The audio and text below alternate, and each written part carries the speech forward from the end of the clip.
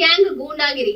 So ఇక్కడ చూస్తున్నాము, గురువారం కరీంనగర్ ఎమ్మెల్యే గంగుల కమలాకర్ క్యాంప్ కార్యాలయంలో రౌడీ ముఖ దాడికి పాల్పడుతున్నటువంటి దృశ్యాలు ఇవి. ఎమ్మెల్యే కౌశిక్ వాహనాన్ని కూడా ధ్వంసం చేశారు. జ్యోతినగర్ లో బండి సంజయ్ క్యాంప్ ఆఫీస్ ఎదుట నిరసన. నిన్న అక్కడ అటు పాడి కౌశిక్ రెడ్డికి అదే విధంగా బండి సంజయ్ పైన చేసినటువంటి కామెంట్స్ కి బీజేపీ శ్రేణులందరూ కూడా ఏ విధంగా దాడికి పాల్పడ్డారు ఇక్కడ చూపిస్తున్నటువంటి పరిస్థితి. బండి సంజయ్ కార్యాలయం ఎదుట ఆందోళనకు దిగిన బీఆర్ఎస్ కార్యకర్తలపై కర్రలతో దాడి చేస్తున్నటువంటి బీజేపీ గుండాలు. కరీంనగర్ ఎమ్మెల్యే క్యాంప్ ఆఫీస్ నుంచి కౌశిక్ రెడ్డిని బందోబస్తు మధ్య హుజూరాబాద్ తరలిస్తున్నటువంటి పోలీసులు.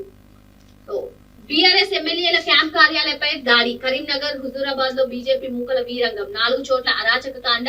4 గంటల పాటు ఉద్రిక్తత.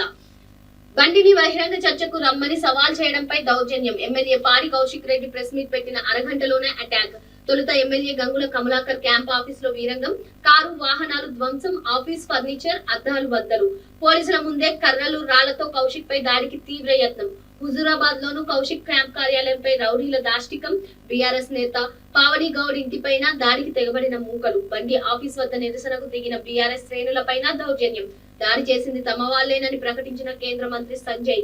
రేపు కరీంనగర్ నగర బంద్ కు బీఆర్ఎస్ పార్టీ పిలుపు. మొత్తానికి పాడి కౌశిక్ రెడ్డి ప్రెస్ మీట్ పెట్టినటువంటి అరగంట సమయంలోనే బండి సంజయ్ పై అనుచిత వ్యాఖ్యలు చేశారంటూ పలు చోట్ల అటు ఎమ్మెల్యే గంగుల ఇంటిపైన ఇటు పాడి కౌశిక్ రెడ్డి ఇంటిపైన అదే విధంగా కార్యాలయం పైన కూడా దాడి చూసాం. మరి మొత్తానికి ఆ దాడి జరుగుతున్నప్పుడే పోలీసులు హుజూరాబాద్ కి తరలిస్తే హుజూరాబాద్ లో కూడా ఇటువంటి దాడి జరిగింది. మరి ఆయన గన్మెన్లు రూమ్ లో పెట్టి బంధించినటువంటి పరిస్థితి.